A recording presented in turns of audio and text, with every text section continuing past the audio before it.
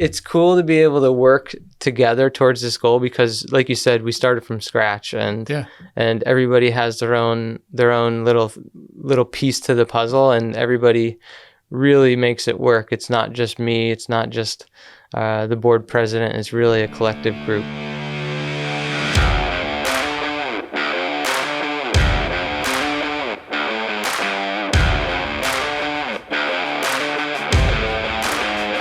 If you have ever run a race and like myself, kind of struggled to run a race, or you're really good at running a race, we have some exciting news for folks. We have with me today, I've asked Ben Robinson, who's part of our Stonehouse advisory team. Ben, you know I always love talking about, and we encourage everybody to get involved in the community. We do something you're passionate about, and you kind of put that perfect combination together. You're super passionate about running, and you love volunteer work. You're on the United Way as well. You're doing something with this race going on down in the valley. So talk to us about what's going on here this Labor Day weekend. Sure thing. Yeah, we're putting on a race called the Wyoming Valley Run. It's a 10-mile run from Pittston to Wilkes-Barre. I kind of labeled it off of the Broad Street Run in Philadelphia, which is one of the biggest races in the country. There's 50,000 people that run this one race every year. That's a lot. Super flat, point to point. So yeah, we just kind of wanted to bring something to the city of Wilkes-Barre to raise money for charity and just bring people to the area because, yeah, it's like I said, it's a point to point from one city to the other. We go through 7 municipalities along the way. So it's, is that right? There's 7 there? 10-mile radius? Or 10-mile run? Okay, wow. Yeah, so we go right down Wyoming Ave from Pittston, take a left-hand turn, run across the Market Street Bridge, and end right on the square in Wilkes-Barre. So, yeah. How much planning goes into something like that? Months, years actually. So our first attempt to do it was in 2020. We started planning in 2019 alongside a good group. We had about 10 people on our initial planning at that point, and we had a little interruption in 2020 where we didn't hold it that year.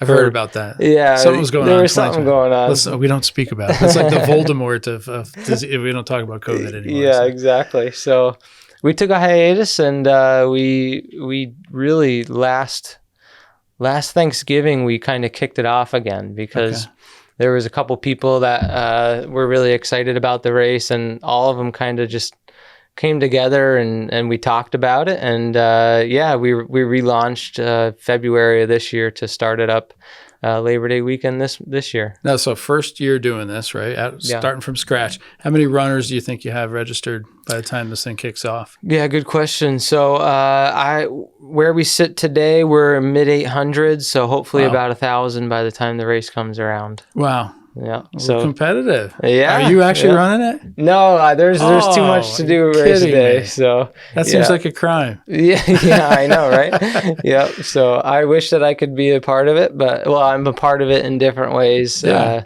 So what goes into that? Speaking of like being a part of it, what parts? Because somebody that's really like rudimentary in my understanding of a race, I think like y'all call each other at 7 a.m. and say, let's meet at 8 and go have a race. Yeah. There's a lot. I mean, you're shutting down streets, right? You're doing certain things. So what do you have to do? People don't realize how the work involved. Totally. Yeah. Like I said, we're going through 7 municipalities. So we have to work with the EMS, police, fire departments, PennDOT, mayors, city councils of every municipality. So we have a solid group of like 20 people, and we're really just the longest part of it is working with the municipalities to shut down the road because Wyoming Ave is a PennDOT road, so it's super busy road, super busy. So yeah, it's really that part, and then doing the planning of ordering the medals, ordering the gifts, ordering the timer, the food, just making sure that everything is ready. And you have sponsorships available and all that stuff, right? Yeah, we have lots of great sponsors, Stonehouse being one of them. Yeah, all right. We work with Allied Services as our main sponsor. We want it to really be all inclusive, so we have hand cycle division, and we have walkers. So we're just trying to really make it kind of like an all-in-one, all-inclusive race. Oh, that's fantastic. That's fantastic. So 800 plus entries, you think? So far, yeah. That's closing in on 1,000. Yeah. First year. Yeah. Are you excited about it? Or are you? I'm super excited. Okay. My A goal was 1,000 to hit first year. My stretch goal was 1,500. I really think that between the synergy of what we have and it being super approachable, because it is just a 10-mile race. It's not, you don't have to do a half marathon. You can just get that double-digit race. I think that it's super attractive to folks because it's super flat and it's just like, we want you to be out there. We want you to be a part of it. And the synergy from all the municipalities has been great. Like all of them are so excited. Nice.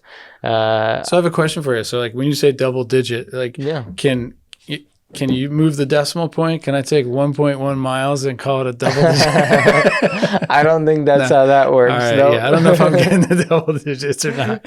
When you said charities or charity, like where does the money you're raising, what are you doing with that? Yeah, so we have 5 charity beneficiaries. We have Camp Freedom, Candy's Place, Northeast Site Services, Shop with a Cop in Pittston, and the Wilkes-Barre the Wilkes-Barre Special Needs Playground. So all of them serve different people within that community. So yes, we're very fortunate to be working with all of them. So that's fantastic. That's a lot of great charities right there. I'm sure it's always hard choosing, and there's so many good charities out there, but those are 5 great ones. Mm-hmm. What about like volunteers? Are you set for the day, or do you need more people? Yeah, so we always could use more people. Our goal, we need at least 200 volunteers. Wow. And so just having people on the street crossings to stop traffic, at all the aid stations to hand out cups, start and finish line, and then our expo, which is on Saturday. So between Saturday and Sunday, we'll need 200, 250. So please reach out if you're looking for something to do Labor Day weekend. Nice. So talk to me about that, the Saturday and Sunday. So what's happening throughout that 48 hours? Totally. Yeah. So Saturday, we have our race expo from 12 to 5 at Mohegan, Pennsylvania. Okay. What we have there is we have vendors. We have about 12 vendors that are going to be there. You know, they'll have their product there. Some of them are charities.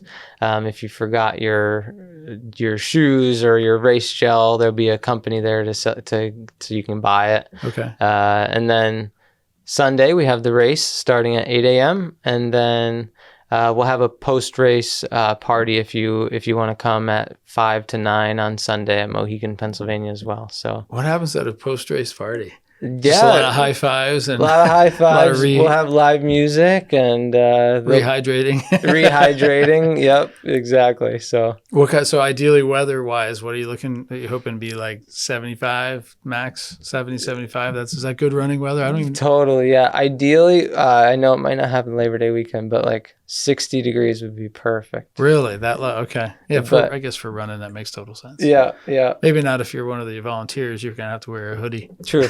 Exactly. Yep. Well, if you volunteer, you get a free shirt. So volunteer. I didn't know that.